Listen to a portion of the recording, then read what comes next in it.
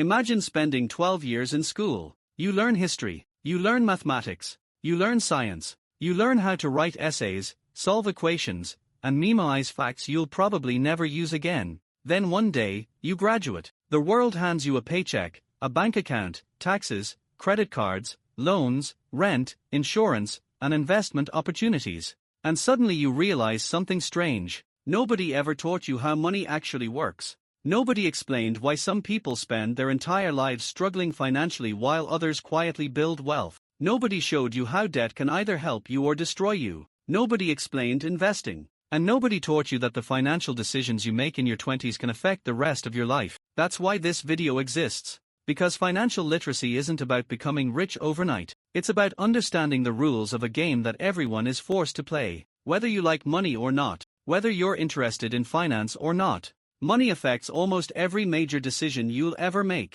Where you live, where you work, who you marry, when you retire, and how much freedom you have throughout your life. Today we're going to break down the most important money lessons that school never taught you. By the end of this video, you'll understand how money works, how wealth is built, and how ordinary people can achieve financial security without winning the lottery or becoming celebrities. Let's begin. Lesson 1: Money is a tool, not the goal. Most people spend their lives chasing money, but that's actually the wrong way to think about it. Money itself isn't the goal. Money is a tool. Think about a hammer. Nobody wants a hammer because they love hammers. They want what the hammer can build. Money works the same way. People don't want money because they love pieces of paper or numbers on a screen. They want what money provides: security, choices, freedom, opportunity. The problem is that many people become so focused on earning money that they never learn how to use it properly. Earning more doesn't automatically solve financial problems. That's why you'll find people earning six figures who are drowning in debt.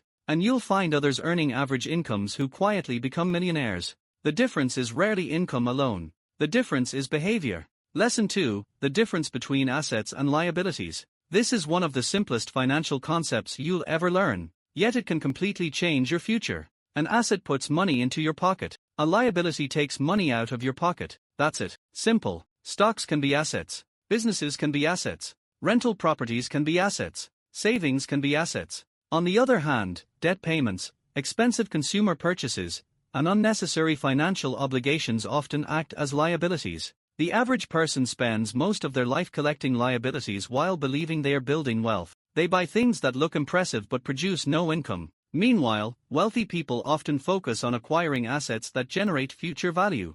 Every financial decision becomes easier when you ask one question: is this helping me build assets or adding another liability? Lesson 3: Why most people stay broke. Most people don't become poor because they make one massive mistake. They become financially stuck because of hundreds of small decisions: impulse purchases, lifestyle inflation, uncontrolled debt, living beyond their means. The problem isn't usually one expensive purchase. It's the habit of spending every dollar that arrives. If income rises and spending rises equally, financial progress remains zero. This is why some lottery winners end up broke, and why some average income earners become wealthy. Your financial future depends less on what you earn and more on what you keep. Lesson 4: The power of compounding. Imagine planting a tree. The first year, growth seems small. The second year, still not very impressive. But decades later, that tiny seed becomes something enormous. Investing works the same way. Compound growth allows your money to earn returns. Then those returns begin earning their own returns. Over time, growth accelerates. This is why starting early matters so much. Time is the most powerful ingredient in wealth building. Not genius, not luck, not perfect timing. Time. The earlier you begin, the harder your money can work for you. Lesson 5: The paycheck trap. Many people spend their entire lives trading time for money. They work, they get paid, they spend, then repeat. There's nothing wrong with earning a paycheck, but relying exclusively on a paycheck creates vulnerability. If income stops, problems begin immediately. That's why financial literacy isn't just about earning. It's about ownership, owning investments, owning assets, owning things that continue producing value even when you're not working. The goal isn't to stop working. The goal is to create additional sources of financial support beyond your paycheck. Conclusion: Financial literacy isn't a single skill. It's a collection of habits, decisions, and knowledge that gradually improve your financial life. Nobody is born understanding money. Everyone starts somewhere. The good news is that financial success isn't reserved for geniuses.